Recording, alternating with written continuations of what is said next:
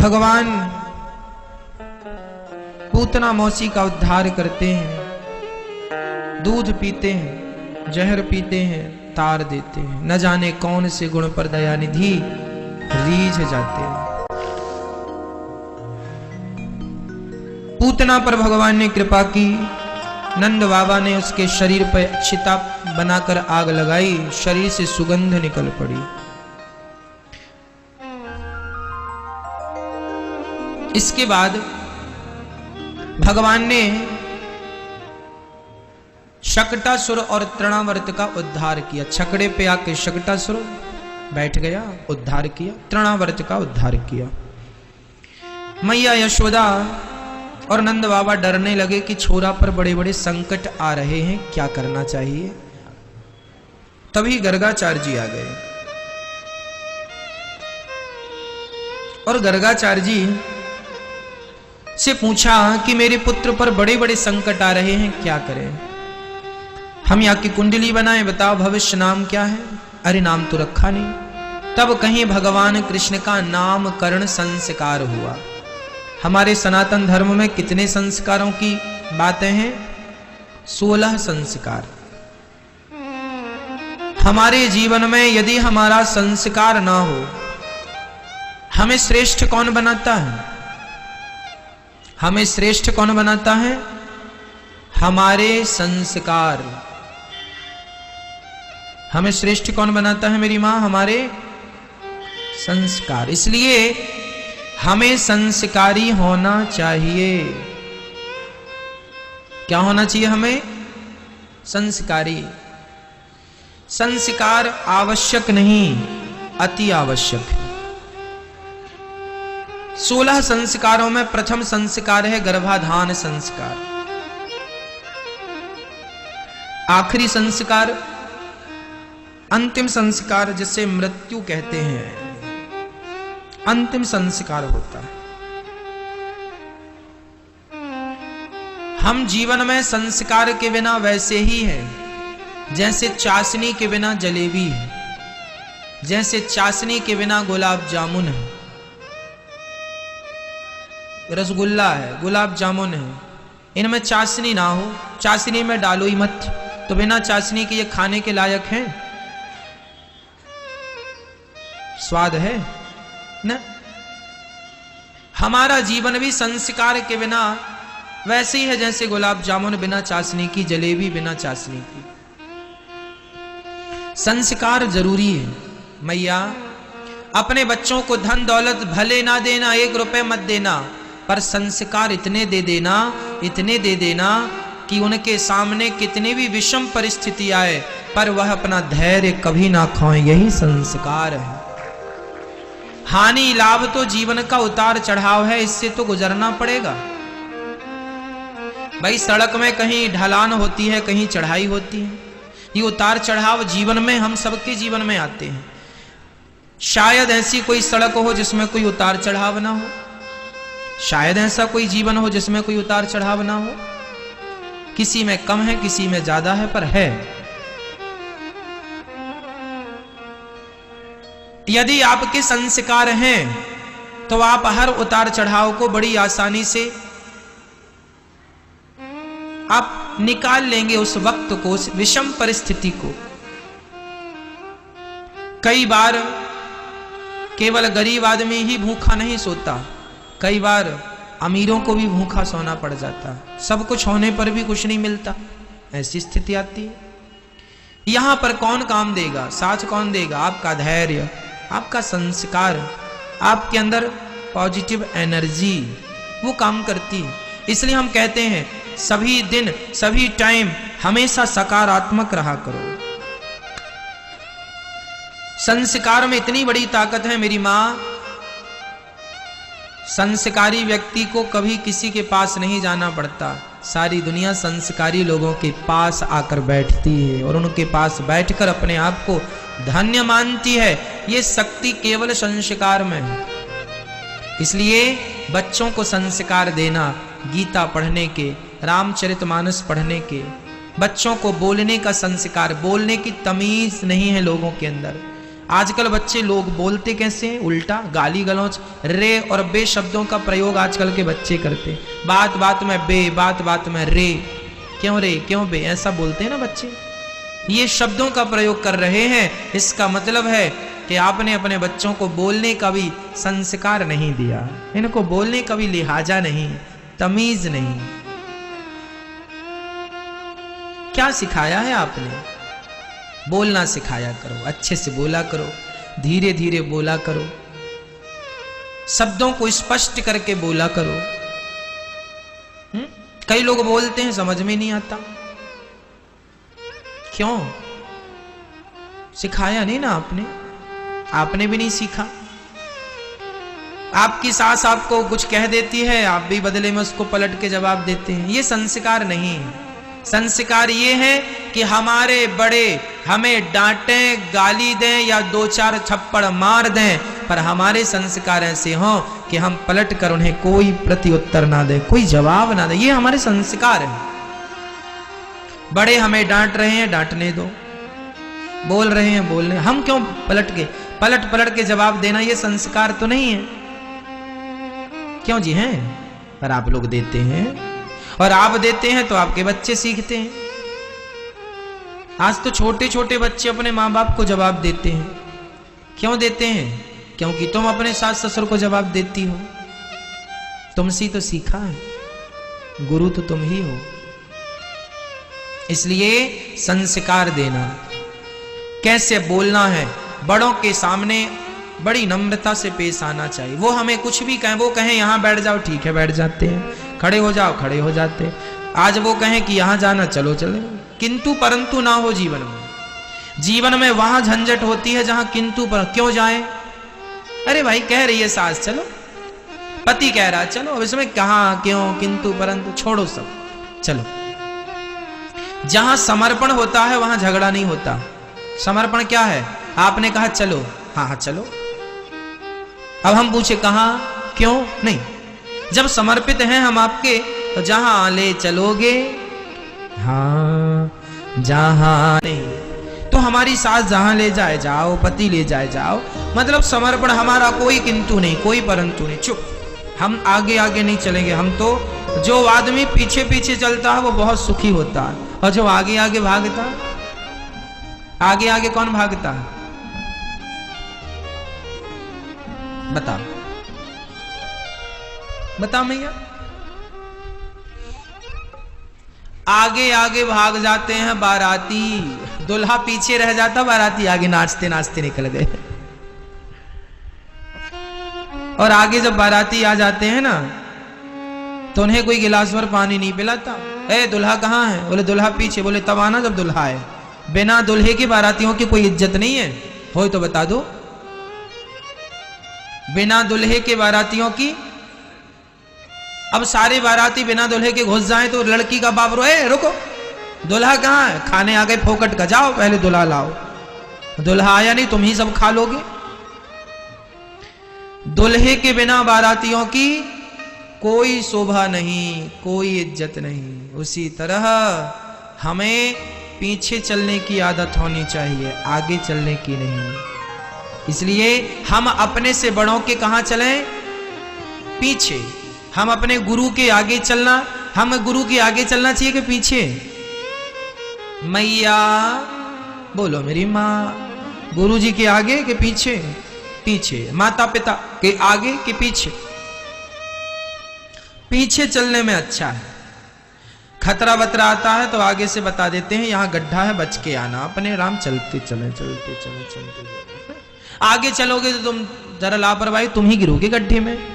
इसलिए सास ससुर माता पिता पति, इनके पीछे चलने वाले लोग सुखी हैं। जो अपने आप को पीछे रखते हैं वह व्यक्ति ही सबसे आगे होते हैं, ये देख लेना आप। जो व्यक्ति अपने आप को आगे रखता है वही सबसे पीछे होता है। तो जीवन में खुशियां आ जाएंगी आपकी तब जब आप अपने आप को अपने सास ससुर से पीछे, पति से पीछे, जहां पति ले जाए जाओ, जहां सास ससुर ले जाए जाओ, किंतु परंतु त्याग दो, फिर आपका गृहस्थ जीवन बहुत सुखी हो जाएगा।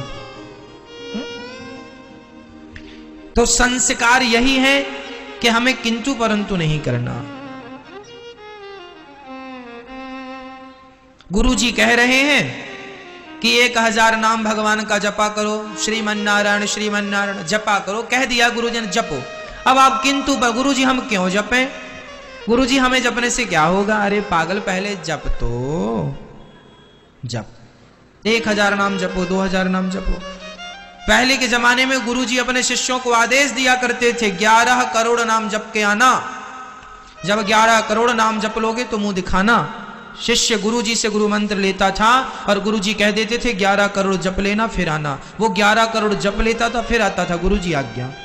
गुरुजी बोलते अच्छा कर लिए, हाँ गुरुजी हो गया, अब इसके बाद ऐसा करो, अब ये कर लो, ऐसे ध्यान लगाओ, ऐसे कीर्तन करो, ऐसे काम करो, अब जाओ तुम पक्के हो गए, 100 करोड़ जाप कर लिया श्रीमन्नारायण का, अब एक काम करो, जाओ और अब धर्म का प्रचार करो, जाओ, ये आज्ञा गुरुजी की, जाओ। अब इसमें क्या किंतु क्या परंतु? हमसे ज्यादा अनुभवी वो है ना, सही मार्ग बताएंगे ना माता पिता और गुरु।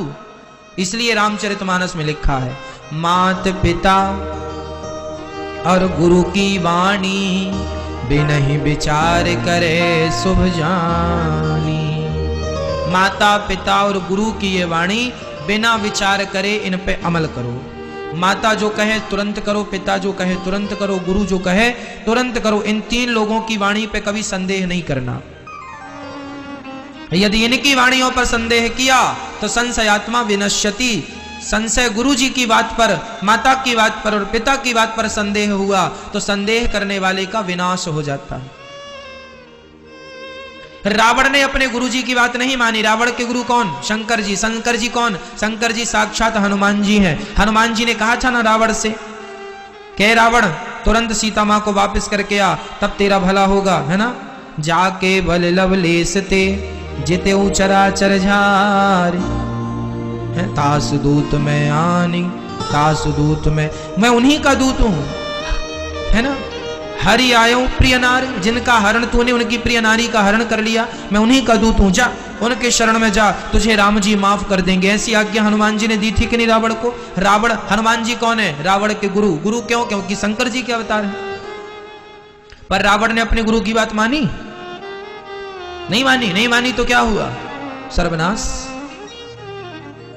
चलो गुरुजी की बात नहीं मानी, राम जी ने भी तो समझाया था रावण को, नहीं मानी। नहीं मानी तो सर्वनाश। राम जी कौन? त्वमेव माता च पिता त्वमेव, भगवान ही हम सबके माता पिता हैं। उनकी बात नहीं मानेंगे, गुरु जी की बात नहीं मानेंगे तो फिर सर्वनाश तो होगा। इसलिए अपने से बड़ों की आज्ञा मानना। आजकल बच्चे आज्ञा नहीं मानते, आप लोग अपने बच्चों को आज्ञाकारी नहीं बनाते, ये आपकी गलती है। और बाद में फिर आप रोते हैं बेटा सेवा नहीं करता, से तुमने आज्ञाकारी क्यों नहीं बनाया? सारी जिंदगी पैसे जोड़ते चले आए, पैसा देंगे पैसा देंगे पैसा देंगे, पैसा दे दिया, पैसा संस्कार कुछ दिया नहीं, अब रो रहे हो पैसे दे के भी। बहुत सारे माँ बाप रो रहे हैं, पैसा दे दिया पूरा, गिलास भर बेटा पानी नहीं देता। अरे पैसा तो दे दिया, संस्कार कौन देगा? पड़ोसी आएंगे देने, पाकिस्तानी आएंगे आपके बच्चों को संस्कार देने, आप नहीं दोगे तो कौन देगा? कौन बताओ? संस्कार, बच्चों को संस्कार देना जिम्मेदारी किसकी है? जोर से।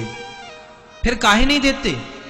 भैया पैसे भले कम देना, प्रॉपर्टी भले कम देना, संस्कार बराबर देना, पूरे देना। इसमें लापरवाही ना करना, नहीं बुढ़ापा बिगड़ेगा आपका, रोना पड़ेगा बाद में, मत कहना कि रोना पड़ रहा है ना। बच्चों को अच्छे संस्कार, बड़ों का आदर करना सिखाओ। आजकल बच्चे बूढ़ों के सामने सिगरेट पीते हैं। हमारे गांव में बच्चे बीड़ी पिया करते थे, हमारे दोस्त लोग, तो वो जब बीड़ी पीते थे और गांव का कोई बूढ़ा आ जाता था, तुरंत बीड़ी फेंक के खड़े हो जाते थे, बैठे होते थे तो खड़े हो जाते थे।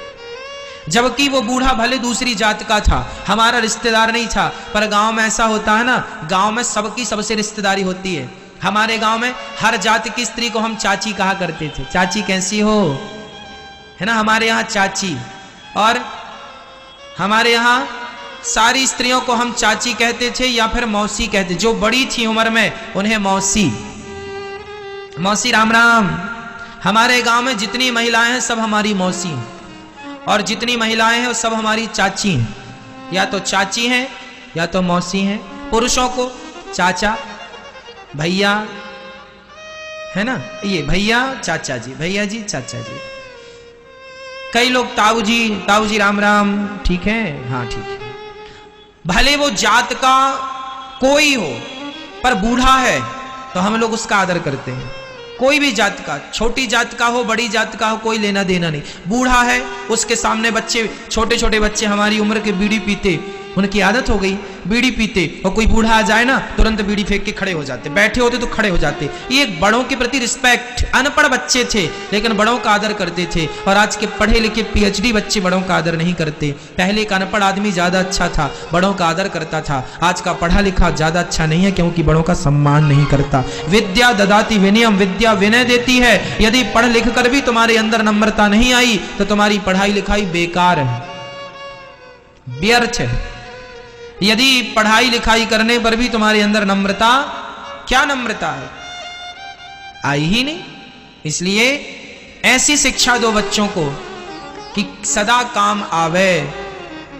ये दास अनिरुद्ध सदा अपने से बड़ों का सम्मान करता है, केवल बड़ों का नहीं, मैं तो छोटे छोटे बच्चों का भी सम्मान करता हूँ। हम अभी भी गांव जाते हैं तो अपने गांव के सभी बच्चों के साथ गिल्ली डंडा भी खेलते हैं, क्रिकेट भी खेलते हैं, और कंचे भी खेल लेते हैं। अभी हमारे गांव के बच्चे बोलते हैं, हमारे गांव के बच्चे अभी हमको बोलते हैं, अन्नू चाचा आ गए, अन्नू चाचा आ गए, अन्नू चाचा आ गए। हमारा नाम अन्नू, गांव का, गांव के लोग बोलते हैं। हमारे गांव के जितने बच्चे हैं अभी भी हम जाते हैं, हमारे साथ खेलते हैं, हम उनके साथ खेलते हैं। बचपन से हम खेलते, हम बूढ़ों के साथ भी बैठते थे, और बूढ़ों के साथ बैठते थे तो ज्ञान की बातें शास्त्रों की करते थे, और बच्चों के साथ भी खेलते थे। हम ऐसा नहीं कि बूढ़ों के संग बैठने लगे तो हम जरा बच्चों की उपेक्षा करने, अरे हम तो बूढ़े हो, जवान है और समझदार, ना ना, बच्चों के संग बच्चा और बूढ़ों के संग, हाँ, हम अभी भी गिल्ली डंडा कंचे वंचे खेल लेते हैं। आपको खेलना हो तो खेल लेना। हाँ, सब प्रकार का गेम हम खेल लेते हैं, कंचे का, गिल्ली का, डंडा का, क्रिकेट इत्यादि, बैडमिंटन इत्यादि सब खेल लेते हैं। और गांव जाते हैं सब कुछ खेलते हैं। हमारे यहाँ गड़ा गेंद खेलते हैं, खूब खेलते हैं, हम भी खेलते हैं, है ना, खूब खेलते हैं। हमारे यहाँ की ये गेम है, छोटे छोटे खेलते हैं। बच्चों के साथ आज भी हम खेलते हैं, और बूढ़ों के साथ आपके साथ बैठ के हरी चर्चा कर रहे हैं। तो जहां बूढ़े मिले तो बूढ़े बन जाओ, जहां बच्चे मिले बच्चे बन जाओ। यही शालीनता आपको सुखी रखती है। कई बार आदमी एटीट्यूड में आ जाता, हम बड़े विद्वान हो गए, हम पढ़े लिखे, हम काहे को नीचे बैठे। अरे भाई, सब में सब हो जाओ। पानी की तरह स्वभाव होना चाहिए, जिसमें मिला दो पानी वैसा हो जाता है। ये पानी को गुरु बना के दत्तात्रेय जी ने सीखा है। पानी को किस में मिला दो, लाल में मिला दो लाल, हरे में मिला दो हरा, नीले में मिला दो नीला, पीले में मिला दो पीला। बस आप भी पानी बन जाओ। बच्चों में मिला दो बच्चे बन जाओ, बूढ़ों में मिला दो बूढ़ा बन जाओ, जवानों में मिला दो जवान मिल जाओ, हंसने में मिला दो हंसने लग जाए, रोने में मिला दो रोने लग जाए, है ना। बच्चों की तरह, मतलब पानी की तरह हमारा स्वभाव निर्मल होना। इसलिए तो गोस्वामी जी लिख रहे हैं, निर्मल मन जन सो मोहि पावा, मोहि कपट छल छिद्र न भावा। निर्मल, यही निर्मलता है। सबसे हंसना, बोलना, मुस्कुराना, सबसे अच्छा व्यवहार रखना। छोटा है तो लाड़ करो, प्यार करो, बड़ा है तो आदर करो, सम्मान, यही संस्कार है। क्यों जी, यही संस्कार है। ऐसा व्यवहार आपका हो, ऐसा स्वभाव आपका हो। हम अपने गांव में जब होली खेलते थे, अब तो गांव में जा नहीं पाते होली खेलने, हमारे गांव में होली खेलने के लिए ना लोग बाहर नहीं निकलते थे। हम अकेली गांव में घूमा करते थे, कोई ना निकले तो हमने कहा नहीं निकलोगे तो तुम्हारे घर में घुसेंगे। तो हमारे घर में हमारे गांव में एक भी घर ऐसा नहीं बचता था जिस घर में जाके हम मौसी और चाची को रंग ना लगाते थे। सबके घर में घुस घुस के लगाते थे, क्योंकि वो निकलते नहीं, बच्चे बूढ़े ना कोई निकल, सबको ये लगा कपड़ा, साल में एक बार का त्योहार हो, लोग कपड़े ना खराब हो जाए इस डर से नहीं निकलते। गांव के लोग अभी भी नहीं निकलते इस डर से, कपड़े ना खराब हो जाए, कपड़े ना खराब हो जाए। अरे भैया, एक दिन के लिए तो साल में त्योहार आता है। हम गांव में रहते हैं तो हमारे सारे गांव के लोग होली मनाते हैं, सारा गांव नाचता है, सारे गांव के लोग मनाते हैं। हम नहीं रहते तो गांव के लोग बोलते हैं फोन लगा के, इस बार तो होली हम लोगों ने मनाई ही नहीं, इस बार तो किसी को कोई रंग लगाया ही नहीं। क्योंकि वो लोग यदि एक दूसरे को रंग लगा देते थे ना तो कुछ लोग बुरा मान जाते, अरे हमें रंग लगा दिया, कपड़े पहने थे। और हम तो बुरा मानो, चूल्हे में जाओ पर रंग लगाएंगे, तुम गुस्सा करोगे कर लेना, तुम्हें गुस्सा होना कर लेना गुस्सा, पर रंग लगेगा तुम्हें। हम लड़के रंग लगा लेते थे, अधिकार है, होली है। इस चक्कर में सब फिर बच्चे बूढ़े स्त्री पुरुष सब नाच लेते थे, बैंड आ जाते थे बढ़िया, बज जाते थे बाजा, सारा गांव नाचता था, पूरा गांव होली मनाता था। गांव के बीचों बीच तालाब है, जो नहीं मानते थे उनको तालाब में हाथ पांव पकड़ के फेंक देते थे, बुरा ना मानो होली है, वो गया तालाब में, मतलब पानी कम था, कीचड़ कीचड़ ज्यादा, कीचड़ में फेंक दिए लोग। जीवन में खुशियां जब मनाने का अवसर मिले तो खुशियां मनाया करो, हंसने का देखो मौका मिले तो हंसा करो, कभी कभी तो अवसर आता है हंसने का, इसलिए हंस लो, जिंदगी को जी लो आनंद से। ये पल न मिलेंगे कल, ये जो पल हमें मिला है, वक्त हमें मिला, ये कल आएगा। अब बताओ, इस साल जो होली आएगी, इस साल जो दीपावली आ रही है, क्या गारंटी है कि हमें अगले साल की दीपावली मिले? इसलिए आज को आनंद से जी लो, आनंद से मना लो, हंस लो, खुशियां मना लो, कल हो ना हो कोई बात, खुश रहा करो, खुश रखा करो। हमारा स्वभाव है खुश रहना, औरों को खुश रखना, ना हम किसी को दुखी देखते हैं और ना दुखी देखना अच्छा लगता है, हम तो रोते हुए को भी हंसाने की कोशिश करते हैं, इसलिए हंसाओ। अब भगवान का संस्कार, नामकरण है ना, बच्चों को इतना योग्य बनाना मैया कि उन्हें दहेज ना मांगना पड़े। आप लोग दहेज तो नहीं मांगते, लेते तो नहीं है, 10 लाख 20 लाख कितने में बिकते हैं आप लोग? मैया आपका छोरा कितने में बिका बताओ? नहीं, आजकल लोग ना पैसे बहुत लेते हैं, 10 लाख में दूंगा बेटा, 20 लाख में दूंगा। तुमने बेटा पैदा किया है कि बिजनेस करने के लिए बच्चे पैदा किए हैं? बेच बेच के पैसे रख लेंगे। बच्चों को योग्य बनाओ, योग्य बनाओ इतना कि तुम्हें किसी के सामने हाथ पसारने की जरूरत ना पड़े। अपने बच्चों को, अपने आप को, नौजवान बच्चों से मेरी प्रार्थना है, बेटा अपने आप को इतना योग्य बनाना कि तुम्हें दहेज की भीख ना लेनी पड़े। मर जाना अच्छा है, मांगे से मरना भला, मत मांगो कोई भीख, बिन मांगे मोती मिले, यह सतगुरु की सीख। मांगने से आदमी छोटा होता है कि बड़ा? बताओ, मांगने से आदमी छोटा होता है कि बड़ा? क्या होता है? मांगने से आदमी छोटा होता है। इसलिए मांगने से छोटा होता है तो काहे मांगते हो? क्यों अपनी इज्जत दांव पे लगाते हो? हाँ, लड़की के बाप से क्या पैसा मांगना? अरे किसी के देने से धन नहीं बढ़ता, धन बढ़ता है मेहनत से, पसीने से, कमाई करने से। हमारी मेहनत, हमारी लगन, हमारा खून पसीने की कमाई जब काम करेंगे अपने आप धन बढ़ेगा। किसी के देने से धन नहीं होता कि दहेज में लड़की के पिता ने 10 लाख दे दिया तो तुम बड़े लखपति हो गए। वो 10 लाख 10 दिन नहीं चलते जो दहेज में आते हैं। बता दो, चलते हो तो कितने दिन चलते हैं? उससे कोई लखपति हुआ?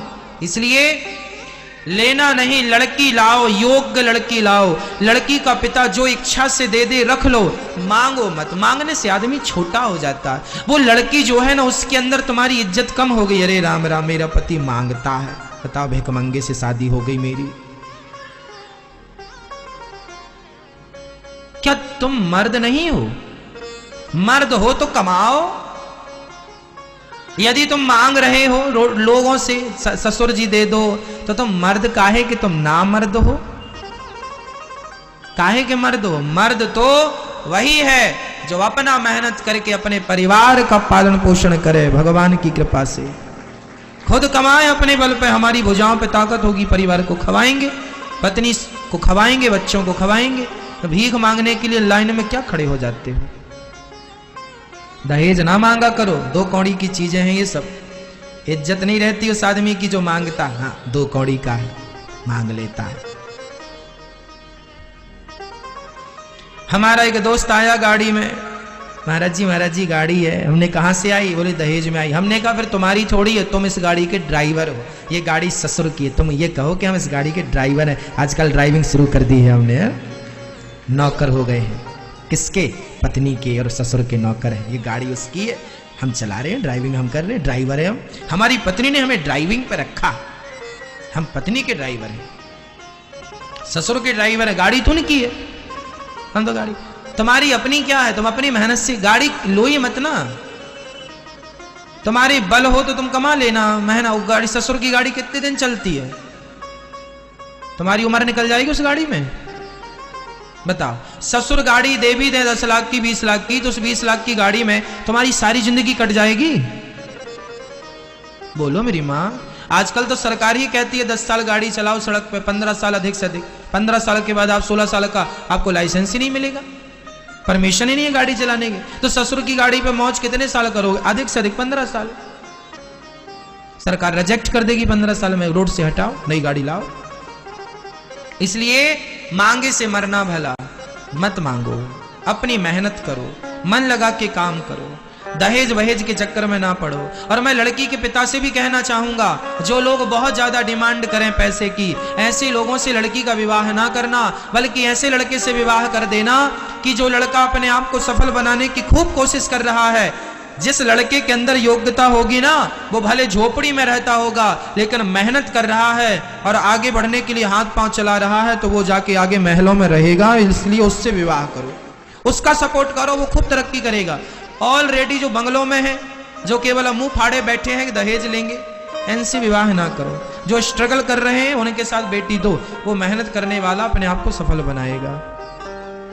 आजकल माँ बाप ये देखते हैं लड़के के पास पैसा कितना है, लड़का कमाता खाता है घर में। बाप कई लड़की वाले गलती क्या करते हैं, लड़के को नहीं देखते, लड़के के बाप को। अरे बाप बड़ा नामी है, बड़ा पैसे वाला। अरे तो बाप है तो लड़के को देखो, उससे लड़की का ब्याह कर रहे हो कि बाप से?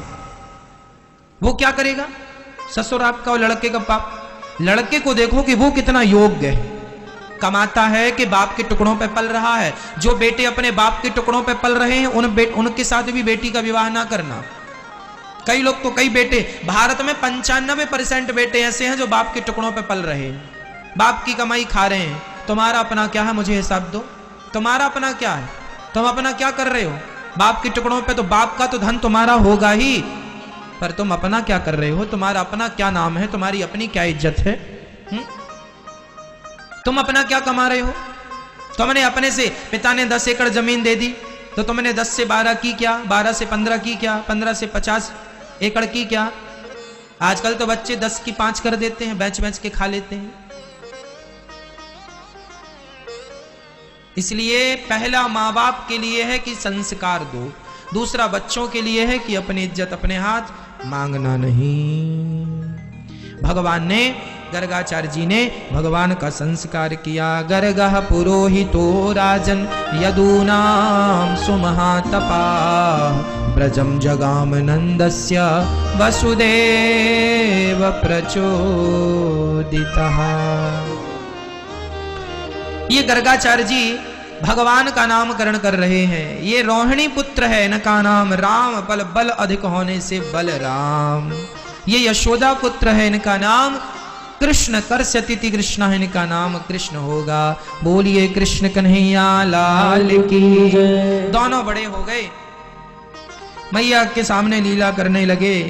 बड़े आनंद से भगवान घुटनों केवल घुटगुन चलने लगे और भगवान कहने लगे मोहन मैया मैया, कहने लगे मोहन मैया। इसलिए पापा नहीं, पिता।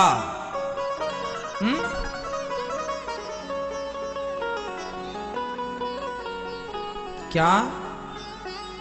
पिता, पिताजी, बाबूजी, पिताजी। तो आप अपने पिता को पिताजी कहा करो, सबसे उत्तम पिताश्री या पिताजी। भगवान राम दशरथ जी को क्या कहते थे? पापा कहते थे ना, क्या? पिताजी। यदि भगवान हमारे पिताजी शब्द का प्रयोग करते थे तो हम पापा काहे कह रहे हैं भैया? राम जी से हमें सीखना चाहिए कि बिल्कुल नहीं सीखना चाहिए? फिर तो आज से आप अपने पापा को पिता बोलेंगे, पापा नहीं बोलेंगे। क्या बोलेंगे? क्या बोलेंगे? बेटी भी अपने पिता को पिता बोले, पिताजी, माँ, माँ जी, मैया, मम्मी, पापा, डैडी लो।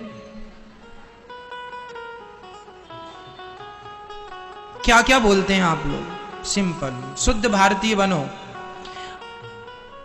इस चक्कर में तुम ना घर की रह गए, ना घाट, ना तुम इंग्लिश ही बोल पाए, ना हिंदी ही बोल पाए, ना भारतीय रहे, ना तुम अंग्रेजी बन पाए। हमारी परंपराओं को, भारतीय परंपराओं को अपनाना है। क्यों जी नहीं अपनाना? तो आज से कौन कौन अपने पिता, पापा को पिता बोलेंगे? कौन कौन? हाथ उठा के हमें बता दो, फिर हमें विश्वास हो जाएगा कि आपने सुधार लिया। इतने भी ठीक हो गए तो ठीक है। हाँ बेटा, आप क्या बोलोगे अपने पापा को? पापा नहीं बोलना, वो क्या बोलेंगे? जोर से बोलो। बोलेंगे ना? प्रॉमिस करो, वादा करो, बोलेंगे ना पिताजी? माँ को क्या बोलेंगे? माँ या मैया? बोलो मैया, बोलो जोर से, मैया बोलो। हाँ, अब मम्मी नहीं बोलना। क्या बोलेंगे? मैया और पिताजी, माँ या पिता, माता पिता। और कौन कौन है इनमें से, बच्चों में से? और कोई हाथ उठाओ कि हाँ हम आज से सुधार कर लेंगे पूरा। क्या बोलोगे बेटा अपनी माँ को? मैया, और पिताजी को? पिताजी। पापा नहीं, मम्मी नहीं। मम्मी पापा को डिलीट कर दीजिए खोपड़ी से, माता पिता को ऐड कर लीजिए।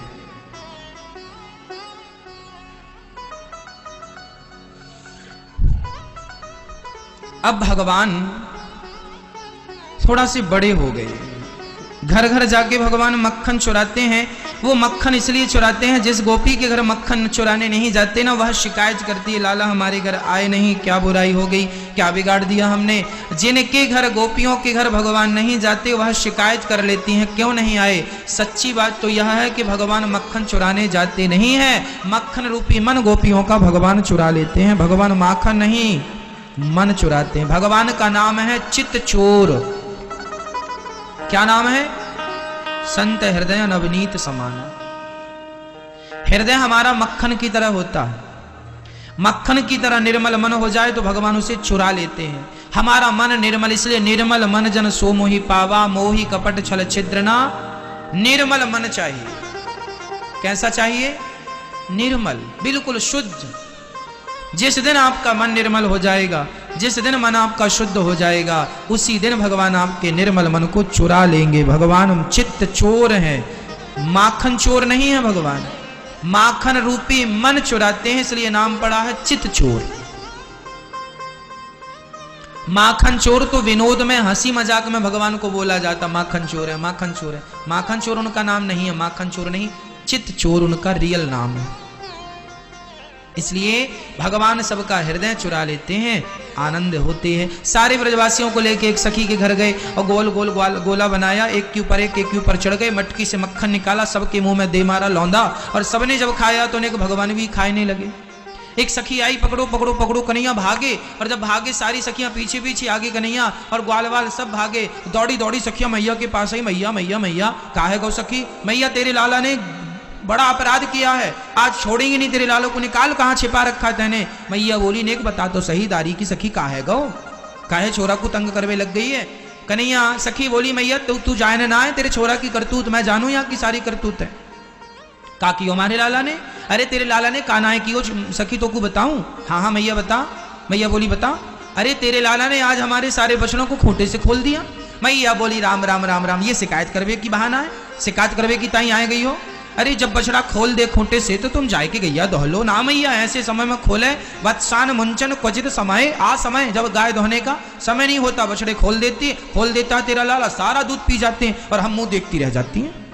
मैया बोली, तो एक काम क्यों करो, जब लाला हमारो बछड़ा खोला करे तो तुमने एक डांट दियो करो, तुम डांटोगी तो लाला समझ जाएगा छोटो सो छोरा है। एक सखी बोली, मैया हम याऊ करके देख लियो, जब तेरे छोरा को हम डांटती है ना तो हमारी तरफ देख के ही कर देता है, और जब ये हंसता है तो इसकी मुस्कान देख के हम सब कुछ भूल जाती हैं। ना जाने का जादू है तेरे छोरा की हंसी में, हंस गए हम तो बस इसके मोह जाल में फंस जाते हैं हम। तो बड़ी प्यारी हंसी हंसता है। अच्छा, भगवान की मुस्कान का नाम माया है, जिसको देखकर हंस देते हैं ना, ताड़का को देखकर हंस दिए थे, मर गई। ये कही बाण प्राण हर लीना, दीन जानते ही निज बदीना। राम जी ने ताड़का पे कौन सा बाण चलाया? हंसी का बाण चलाया, रूप माधुर्य का बाण चला दिया। देख कर जरा मुस्कुरा दिए टेढ़ी निगाहों से, ताड़का मर गई। हाँ, वो देख के हंस भी दे तो आदमी मर जाए, इतनी सुंदर मुस्कान है उनकी। सखी बोली मैया हम तो मरते मरते बच गई तेरे छोरा की मुस्कान से। अच्छा, एक सखी बोली मैया तेरे लाला ने आज हम सबन से कहो, बोला कि सखी हम सबन को मक्खन चाहिए चंदा में। आज गांव में बड़े बड़े साधु संत आ रहे हैं, और जब हम साधु संतन के नाम पे या को मक्खन को चंदा दें और जाके देखें तो सारे बंदर बैठे खा रहे हैं मक्खन। हमने बोला च्योरे लाला तेरे यही साधु संत हैं?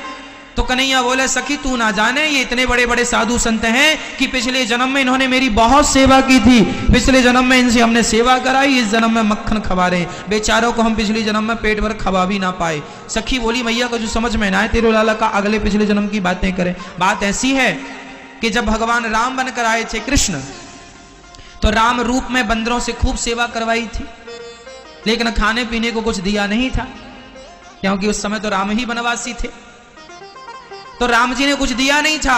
इसलिए कहा भगवान ने कि अगले जन्म में आना वृंदावन के बंदर बनकर, अगले जन्म में हम तुम्हें खूब खिलाएंगे। इसलिए भगवान ने खूब मक्खन लुटाया बंदरों को। हुआ जन्म लेते ही भगवान घर मथुरा से चल पड़े। कहां की ओर? जन्म लेते ही भगवान मथुरा से गोकुल की ओर रवाना होते हैं, प्रस्थान करते हैं। जब भगवान गोकुल पहुंचे, वसुदेव जी के पांव में बेड़ियां थीं, हाथ में हथकड़ियां थीं, बहुत सारा बंधन था, बहुत सारी समस्याएं थी, बंधन था। अब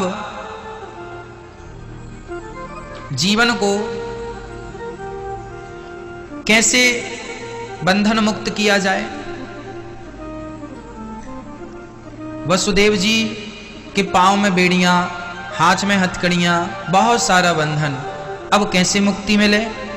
एक उपाय। वसुदेव जी से भगवान ने कहा कि आप हमें ले लो अपनी गोद में।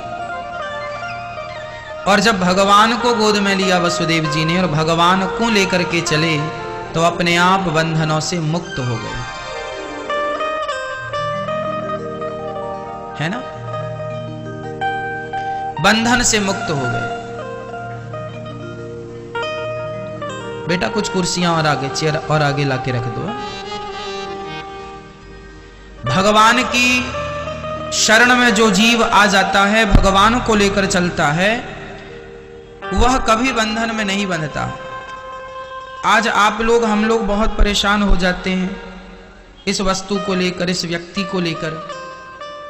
याद रखिएगा कि संसार का हर बंधन उन्हीं के पास है जो भगवान से दूर हैं। जो भगवान की शरण में है वह कभी बंधन में नहीं बंधता, किसी भी प्रकार के बंधन में नहीं है। इसलिए हम आपसे कहा करते हैं कि अपने आप को संसार से जोड़कर मत रखो, अपने आप को भगवान से जोड़ करके रखो। संसार से तो आप जुड़े ही हैं। हम ये थोड़ी कहते हैं कि संसार को भूल जाओ, संसार का व्यवहार ना करो, ऐसा हम नहीं कहते। हम यह कहते हैं कि भगवान को याद रखो, भगवान को पकड़ के रखो। जब भगवान को पकड़ लोगे तो संसार को पकड़ने की जरूरत ही नहीं है।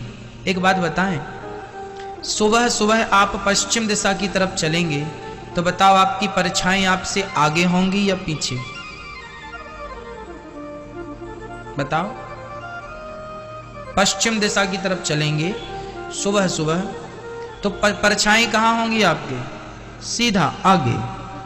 जितना आप भागेंगे उतनी तेज परछाई आपसे भागेगी, आप पकड़ नहीं पाएंगे अपनी ही परछाइयों को, वो आपसे आगे है। उसी तरह ये संसार का सुख है, आप संसार की तरफ जितना भागेंगे ये संसार का सुख आगे आगे उतना भागेगा। अब पकड़ में आया, अब पकड़ में आया, पर पकड़ में आता नहीं, परछाई को लगा, अब पकड़ लिया, लेकिन कहाँ पकड़ पाता। तो एक काम करिए, अब सूर्य भगवान की तरफ मुंह करके सूर्य भगवान की तरफ भागिए, तो परछाई के पीछे अभी आप थे, अब आपके पीछे परछाई हो जाएगी। क्यों हुआ ऐसा? क्योंकि आपका मुंह अब सूर्य भगवान की तरफ है। जिसका मुंह भगवान की तरफ होता है, जिसकी आंखें भगवान की तरफ होती हैं, जिसके कान भगवान की तरफ होते हैं, संसार उसके पीछे पीछे भागता है। भक्तों, संसार के सुख के लिए आपको नहीं भागना, एक बार भगवान के पीछे भाग कर तो देखो। ये दुनिया के लोग ना संसार के सुख के लिए, 135 करोड़ लोगों की सोच क्या है, मैं बता सकता हूं कि आप क्या सोच रहे हैं, क्या सोच सकते हैं, यह भी बता सकता हूं आपकी क्षमता कितनी है, आप चाहते क्या हैं हमें पता है। लेकिन जितना भी आप चाह रहे हैं वह सब तुच्छ है। क्या है? तुच्छ, मतलब बहुत थोड़ा, कम। आप क्या चाहते हैं? आप यही तो चाहते हैं आपका नाम हो, आपकी इज्जत हो, आपके पास पैसा हो, जमीन हो, जायदाद हो, पुत्र हो, पुत्री हो, बेटा बेटी सुखी रहें, हम सुखी रहें, शरीर निरोगी रहे। 135 करोड़ लोग इतना ही चाहेंगे। इससे ज्यादा सोच कहां जाएगी, किसकी जाएगी? इससे ज्यादा कौन चाहेगा, इससे ज्यादा कौन सोचेगा? लेकिन मेरी माँ, जितना मैंने एक शब्द में कह दिया, एक लाइन में कह दिया, ये बहुत तुच्छ है। नाम, प्रतिष्ठा, पैसा, घर, मकान, जमीन, जायदाद, बेटा बेटी, शरीर का स्वास्थ्य, यह सब नॉर्मल है, तुच्छ चीजें यही है। इनके पीछे भागोगे, पैसों के पीछे भागोगे, नहीं मिलेगा। सुख के पीछे भागोगे, नहीं मिलेगा। लेकिन इन सबको पीठ दिखाकर जिस दिन भगवान की तरफ भागने लगोगे, ये सारी चीजें आपके पीछे पीछे चलेंगी, पीछे पीछे। इनके पीछे भागना ही नहीं है आपको, इनके पीछे पड़ना ही नहीं है आपको। आपका डायरेक्शन गलत है, आप जा ही गलत दिशा में रहे हो, हम क्या करें? दिशा ही गलत है आपकी, आप जा ही रहे हैं संसार की तरफ। आदमी रो रहा है, काहे के लिए रो रहा है? बेटा नहीं है, बेटा नहीं है, रो रहा है। आज व्यक्ति बेटा बेटी से ऊपर उठ ही नहीं पाता। आप मर जाते हैं लेकिन बेटा बेटी से ऊपर नहीं उठ पाते। कभी आप इनसे ऊपर उठ के सोचते हैं? आपके पास टाइम नहीं है, आपके पास या यूं कहें काबिलियत नहीं है, योग्यता नहीं है। मच्छर कितने ऊपर उड़ता है बताओ, बताओ मेरी मां, मच्छर कितने ऊपर उड़ता है? अधिक से अधिक 30 फीट, और अधिक तो 40 फीट, और अधिक तो 50 फीट। इससे ऊपर क्षमता नहीं है कि मच्छर चला जाए। क्यों जी, है क्षमता? वो बिल्डिंग के अंदर भले ऊपर वाली मल्टी में चला जाए, बिल्डिंग में चला जाए, पर डायरेक्ट 50 फीट की ऊंचाई पर मच्छर नहीं उड़ सकता। देखा कभी आपने 50 फीट ऊपर मच्छर को उड़ते हुए? नहीं देखा। लेकिन बाज कितने ऊपर उड़ता है? 500 फीट ऊपर भी उड़ सकता है, 1000 फीट ऊपर भी बाज पहुंच सकता है। हाँ या ना? मच्छर की क्षमता है 50 फीट ओनली, अधिक से अधिक होता इससे नीचे ही है वो। डेंगू का मच्छर 10 फीट भी नहीं उड़ पाता है ना। डेंगू का जो मच्छर होता है, जिसके काटने से डेंगू हो जाता है, वह मच्छर 10 फीट भी नहीं उड़ पाता, वह नीचे रहता, इसलिए वो पांव में काटता है ना। इसलिए इस समय आप सभी को अपने पांव ढक के रखने चाहिए और गंदगी घर परिवार में नहीं करनी चाहिए। डेंगू का मच्छर वहाँ होता है जहाँ बहुत दिनों से पानी भरा हो, जहाँ साफ सफाई ना हो, वहाँ डेंगू का मच्छर होता है और वह खेलते हुए बच्चों को काटता है, नीचे रहने वाले लोगों को काट देता है और डेंगू हो जाता है, जो कि खतरनाक बीमारी है। मच्छर की एक क्षमता है कि वो 10 फीट उड़ेगा, 50 फीट उड़ेगा, लेकिन बाज 1000 फीट ऊपर भी उड़ सकता है। सबकी क्षमता है। आप और हम कैसे हैं? आज का व्यक्ति मच्छर की तरह है, सोच बहुत छोटी है। सोचेगा तो क्या सोचेगा? यही तो सोचेगा कि मेरा नाम हो जाए, यही तो सोचेगा मेरी इज्जत बढ़ जाए, यही तो सोचेगा मेरे पैसा आ जाए, खूब नाम पैसा आए और प्रॉपर्टी बने, बैंक बैलेंस बने, यही तो सोचेगा। ये मच्छर की सोच है जो आप लोग लिए बैठे हैं। पक्षी बाज की सोच ये नहीं है। बाज की सोच अलग है मच्छर की सोच से। तो जो संसार का सुख चाह रहे हैं वह मच्छर की सोच वाले हैं, और जो भगवान को पाना चाह रहे हैं वह बाज की सोच वाले लोग हैं। अब आप देख लो कि आपको मच्छर बनना है या बाज बनना है। ऊंचाई तक पहुंचना है तो अपनी सोच को बदलना पड़ेगा। ये संसार बहुत मीठा है। संसार की माया मम माया दुरत्यया, भगवान की माया इतनी प्रबल है कि जो एक बार संसार में उलझ जाता है उलझता ही चला जाता है। उलझने के रास्ते तो दिखते हैं, सुलझने के रास्ते बंद से हो जाते हैं। वो सुलझने के रास्ते कब? जब कोई सच्चे गुरु मिल जाए, जब कोई सच्चा मार्गदर्शक मिल जाए, तब ये जा के रास्ता मिलता है। वसुदेव जी भगवान को लेकर चले, अपने आप बंधन से मुक्त हो गए। सारे ब्रजमंडल में उत्सव मनाया गया। भगवान बड़े प्रेम से अपने उत्सव में, सभी लोग भगवान के उत्सव में सम्मिलित हो रहे हैं। कितना सुंदर स्वरूप है ना भगवान का। सारे ब्रजवासी चकाचक सज धज करके दौड़ दौड़ के लाला को दर्शन कर रहे हैं और अपने जीवन को कृतार्थ कर रहे हैं। सब भगवान को देख रहे हैं। सारी सखियां, सारे ब्रजवासी, यहाँ तक कि शंकर जी भी आए हैं, यहाँ तक कि इंद्र आए हैं, सब आए, ब्रह्मा जी भी रूप बदल बदल के। आज जगत के पालनहार परमात्मा पर ब्रह्म आज निर्गुण निराकार, आज सगुण साकार बन के इस धरती में अवतार लिए हैं। ये ईश्वर की बड़ी कृपा है। हम जैसे पतितों के लिए भगवान इस धरती में अवतार लेकर के आते हैं। कितने सुंदर हैं भगवान, आपने कभी विचार किया है ना? बहुत सुंदर है ना।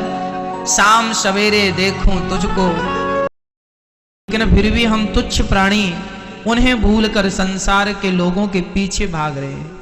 स्त्री सुंदर है, पुरुष सुंदर है, पक्षी सुंदर है, वादियां सुंदर हैं, नदियां सुंदर हैं। अरे ये क्या सुंदर है, तुमने सुंदरता देखी कहाँ है?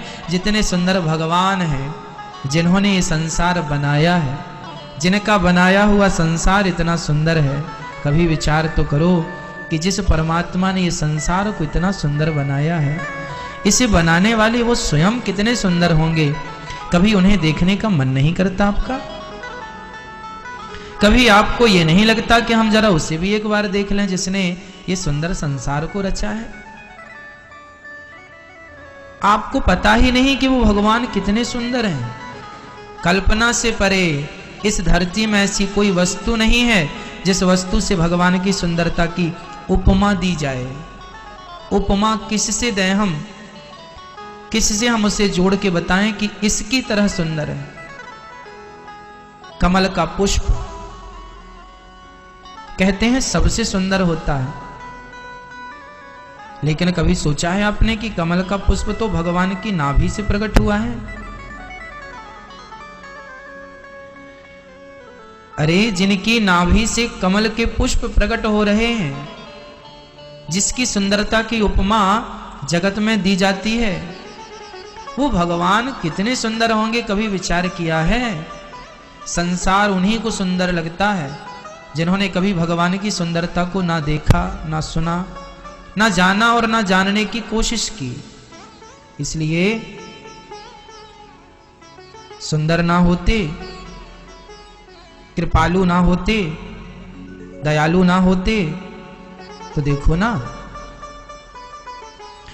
किसी व्यक्ति का रूप सुंदर है तो बहुत महत्व का नहीं है। चलो बहुत सुंदर है, गोरा है, अच्छा है, आकर्षित है, लेकिन केवल रूप सुंदर हो मैया, इससे काम नहीं चलता जब तक उसका स्वभाव सुंदर ना हो। भगवान का केवल रूप सुंदर है ऐसा नहीं है,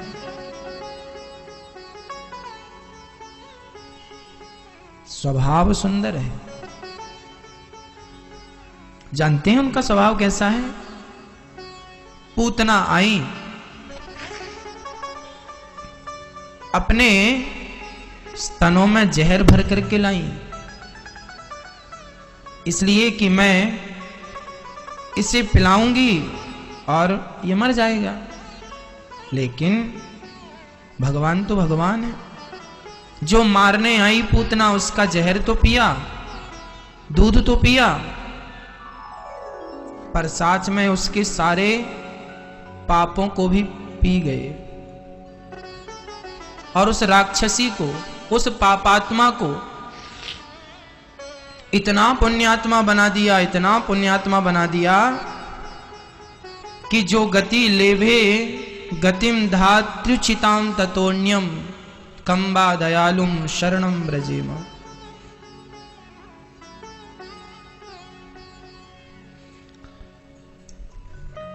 जो भगवान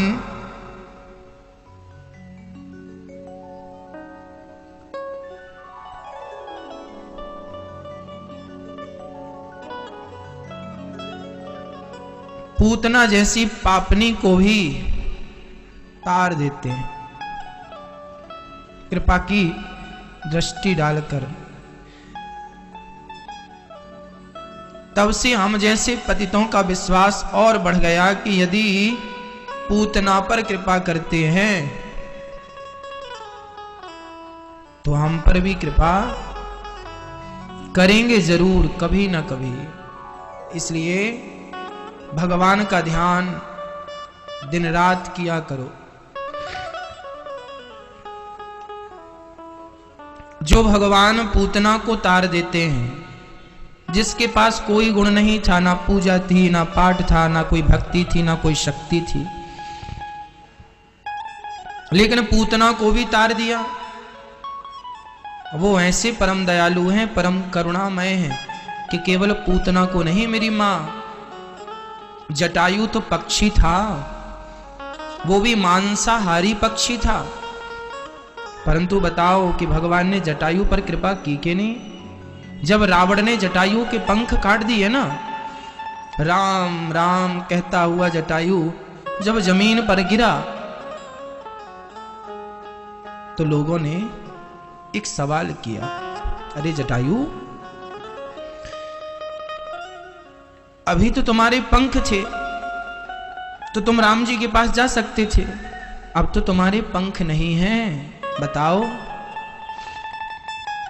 तुम कैसे जाओगे राम जी के पास।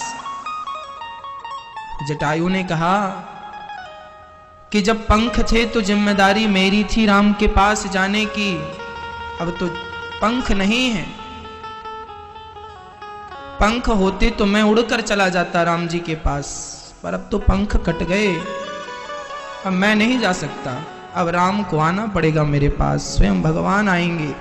एक पक्षी का विश्वास देखिए, वो पक्षी, एक पक्षी होकर भी वो विश्वास कर लेता है, और हम इंसान मनुष्य होकर भी भगवान पे विश्वास नहीं कर पाते। कितनी विडंबना है ना। हम कितने होशियार हो चुके हैं, इतने शातिर हो चुके हैं, हमारी निर्मलता समाप्त हो गई है, हमारा हृदय बहुत गंदा हो चुका है। यदि निर्मल होता तो जटायु का हृदय निर्मल था, इसलिए पक्षी होकर भी उसने विश्वास कर लिया, और सच्ची उसे राम के पास नहीं जाना पड़ा, राम को चलकर उसके पास आना पड़ा। यदि भगवान पक्षियों पर कृपा करते हैं तो हम इंसानों ने, हम मनुष्यों ने क्या बिगाड़ा। बस एक बार श्रद्धा से कहो तो जरूर कि हे नाथ, हम पतित हैं, हम पर कृपा कब करोगे। हे नाथ, हम दीन हैं, हम पर दया कब करोगे। हे प्रभु, हम आपके हैं, कब हमारी तरफ देखोगे। कौन सा अपराध हमने किया है कि आपने हमारी तरफ देखना छोड़ दिया है। पहले तो सपने में भी आते थे, अब तो सपने में भी नहीं आते हो। हे श्याम सुंदर, क्या अपराध हो गया हमसे। क्या आप भूल गए कि हमारा सहारा केवल आप हैं। आप ही हमारी माता हो, आप ही हमारे पिता हो, आप ही हमारे बंधु हो, और आप ही हमारे सखा हो। इस धरती पर हमारा आपके सिवा कोई नहीं है। हे नाथ, आप कृपा नहीं करेंगे तो हम पर कृपा करेगा कौन। आप हमारी तरफ नहीं देखेंगे तो हमारी तरफ देखेगा कौन। आपके पास तो हमारे जैसे बहुत भक्त हो सकते हैं, पर हमारे पास तो आप जैसा केवल आप ही हैं, कोई दूसरा भी तो नहीं है।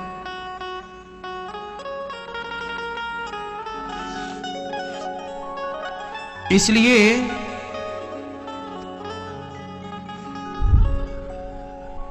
देखो जरा उन ग्वाल वालों को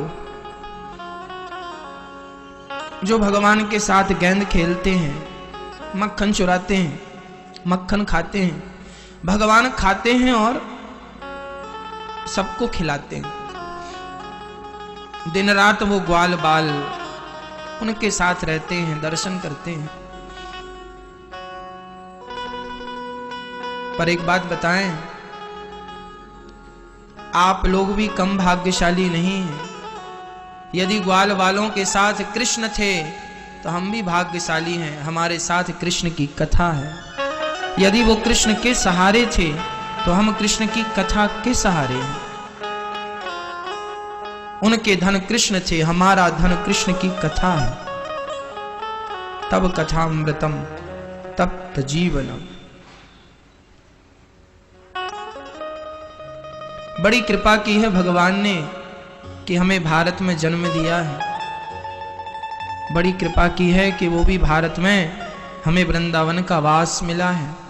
बड़ी कृपा की है बिहारी जी ने कि उन्होंने अपने चरणों में बिठाया है। बड़ी कृपा की है कि इस मुंह से, इस वाणी से कृष्ण की कथा निकलती है। बड़ी कृपा की है आप पर कि आपके कानों से कृष्ण की कथा प्रवेश करती है। संसार के उन लोगों को देखो जिनके मुंह से कभी भगवान का नाम नहीं निकलता।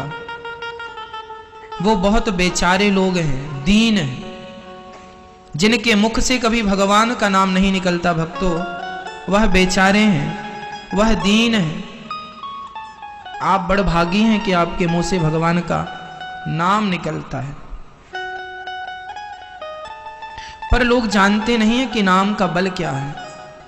चैतन्य महाप्रभु एक बार शराबियों के पास जाकर उन शराबियों से हाथ जोड़कर कहते हैं, भैया एक बार कह दो हरे कृष्ण, एक बार कह दो हरे कृष्ण। तो शराबी शराब पीकर चैतन्य महाप्रभु के मुंह में कुल्ला कर देते हैं, उनके मुंह में शराब थूक देते हैं, पूरा मुंह शराब से गीला हो जाता है। चैतन्य महाप्रभु के शिष्यों ने कहा कि गुरुजी देखो ये लोग आपका अपमान कर रहे हैं, आपके मुंह में शराब का कुल्ला कर रहे हैं और आप फिर भी इन शराबियों के पांव पकड़े। तब चैतन्य महाप्रभु ने कहा, भैया तुम नहीं जानते ये मनुष्य का शरीर कितना दुर्लभ है और इन लोगों ने मनुष्य का तन पा लिया है और पर मनुष्य का तन पाकर भी ये शराब पी रहे हैं। यदि इनके मुंह से एक बार कृष्ण का नाम निकल गया तो इन्हें आज पता नहीं चलेगा, लेकिन जब प्राण निकलेंगे तो पता चलेगा कि उस एक नाम के बल पर जीवन के सारे पाप समाप्त हो गए हैं और उस एक नाम ने इन्हें पवित्र कर दिया है। जिनका एक नाम हम जैसे पतितों को पवित्र करने वाला है, उनका नाम छोड़कर, उनका नाम भूलकर हम देखो संसार के काम में कितने उलझ चुके हैं। तुम्हारे बाप दादों ने भी संसार का काम बहुत किया है, तुम भी संसार का काम बहुत कर रहे हो। क्या पा लिया तुम्हारे बाप दादों ने और क्या पालोगे तुम, अभी पता नहीं चलेगा। आखिरी हिसाब होगा तब पता चलेगा कि तुमने क्या पाया है, क्या गवाया है, क्या है शेष आपके पास, क्या बचा है। कितना धन कमा लिया आपने संसार में। जो धन कमाना था, जिस धन को कमाने आए थे वो धन ना कमा सके, बाकी सब कमाया है, सब पाया है। पायो जी मैंने राम रतन धन पायो, वो धन जो मीरा ने कमाया था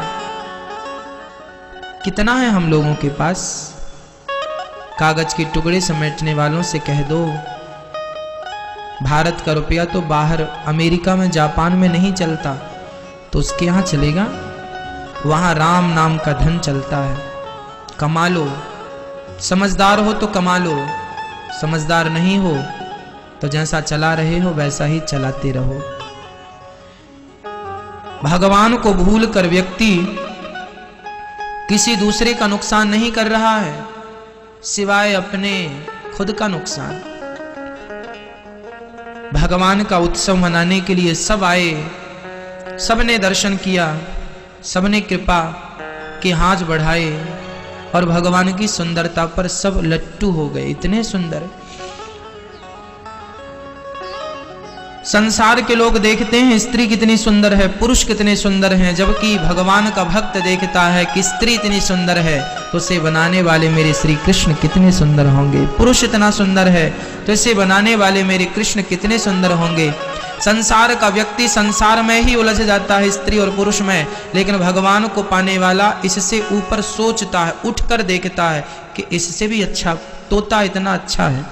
लोग कबूतर पालते हैं ना, तोता पालते, मिट्ठू पालते हैं, कितना सुंदर होता है ना, बहुत अच्छा लगता है। कभी विचार किया है कि उसकी चोंच को इतना बढ़िया बनाने वाला भगवान, उनकी अधर कितनी अच्छी होंगी, उनके गाल कितने अच्छे होंगे। कई स्त्रियों के, कई पुरुषों के बाल बहुत अच्छे होते हैं, घुंघराले बाल। कभी सोचा है कि उस परमात्मा के बाल कैसे होंगे? हम संसार के व्यक्ति संसार में उलझ जाते हैं, परंतु संसार को देखकर उसका स्मरण किया करो। एक माँ थी और एक बेटा था। 8-10 साल की आयु में बेटा गुजर गया, एक ही बेटा था। अब माँ जानती हो, जो कपड़े वो पहना करता था ना, उस कपड़े को छाती से लगा लगा कर माँ रोती है। किसी ने कहा क्यों, इसके कपड़े को छाती से लगा के रोने की क्या जरूरत है? बोले इस कपड़े को मेरा बेटा पहनता था, जब मैं इस कपड़े को देखती हूं तो इस कपड़े में मेरा बेटा नजर आता है। अब बताओ, कपड़े में कोई बेटा होता है, लेकिन उसकी भावना क्या है? ऐसा होता है कि नहीं? ऐसा होता है कि आपका प्रेमी, चाहे पुत्र हो, चाहे पति हो, चाहे पत्नी हो, कोई भी हो, आदमी उसके वस्त्र देखकर रोता है, उसका स्थान देखकर रोता है। यहाँ सोता था, यहाँ बैठता था, यहाँ खाता था, ये करता था, वो देख देख के रोता है। बस मेरी माँ, जिससे प्रेम होता है ना, उसके लिए आंसू होते हैं। और यदि एक माँ अपने बेटे के लिए इतना याद कर कर के रो सकती है, तो एक भक्त को भी चाहिए कि वो अपने भगवान को याद कर कर के रोए कि देखो इस स्त्री को भगवान ने बनाया है, इस पुरुष को भगवान ने बनाया है। अरे संसार के जिस वस्तु को देखा करो, उस वस्तु को देखकर परमात्मा का स्मरण कर लिया करो कि इसे भी परमात्मा ने ही बनाया है, कितने भाव से बनाया है। ये धरती वृंदावन बिहारी जी की है। यहाँ भगवान रास रचाते थे, यहाँ भगवान बैठा करते थे, यहाँ यमुना में स्नान किया करते थे, यहाँ भगवान मिट्टी खाया करते थे। एक एक लीला को, ये वृंदावन में ब्रज 84 कोश है। यहाँ वो घाट भी है, ब्रह्मांड घाट, जहां पर भगवान मिट्टी खाते थे। यहाँ वो घाट भी है, चीर घाट, जहां चीर चुराते थे। यहाँ वो घाट भी है, बंसी, जहां बंसी वट, जहां बंसी बजाते थे, रास रचाते थे। ये भगवान का नित्य धाम है। जब प्रेम करने वाला प्रेमी होता है तो अपने प्रेमी के एक एक स्थान को देखकर, एक एक वस्तु को देखकर रोता है कि ये, उसको वस्तु को देखने से, रुमाल को देखने से माँ को बेटे की याद आ गई। ये रुमाल मेरा बेटा रखा करता था, इस रुमाल से मुंह पहुंचता था, बेटा तो रहा नहीं पर रुमाल है। उसको देख देख के वो अपने बेटे का स्मरण करती है। यदि एक माँ रुमाल को देखकर अपने पुत्र का स्मरण कर सकती है, तो एक भक्त भगवान की धरती को देखकर भगवान का स्मरण क्यों नहीं कर सकता? कि ये वृंदावन है, यहाँ बिहारी जी हैं। यही प्रेम है, अपने प्रेमी को याद करना, अपने कृष्ण को याद करना, उसका स्थान देखना। और बिहारी जब देखो तो बस श्रद्धा के आंसू बह पड़े आंखों से, बस श्रद्धा ही श्रद्धा हो बस। अच्छा एक बात बताओ, आप के पिता आपको 10 साल बाद देखने को मिले तो उन्हें देखते ही आंसू आएंगे कि नहीं?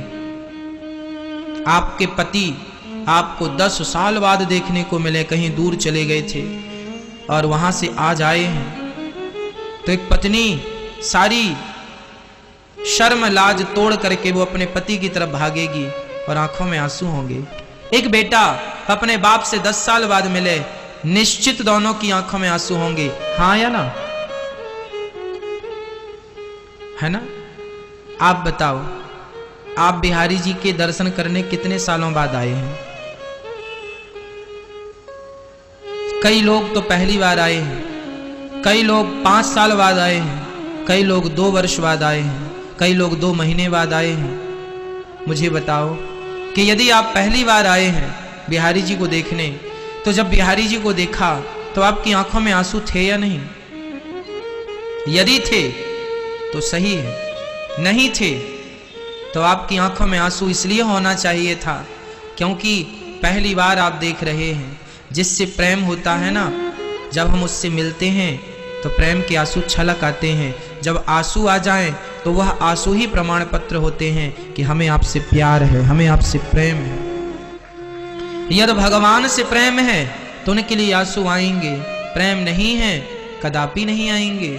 यदि आपके आंसू नहीं आए बिहारी जी को देखने में, इसका अर्थ है कि आपने केवल फॉर्मेलिटी पूरी की है कि चलो वृंदावन आए हैं अब देख लो।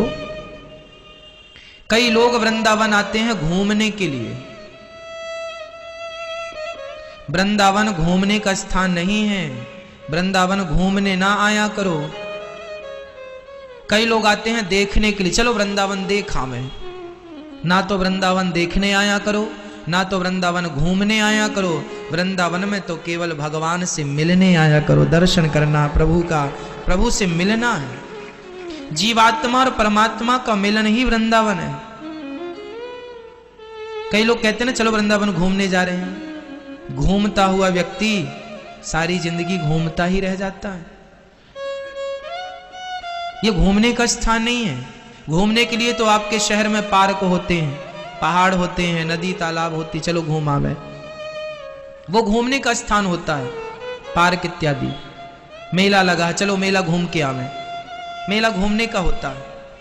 लेकिन वृंदावन, अयोध्या, बद्रीनाथ जी, द्वारिकाधीश जी, ये घूमने का नहीं है। ये तो बिहारी जी का। कहां जा रहे हो?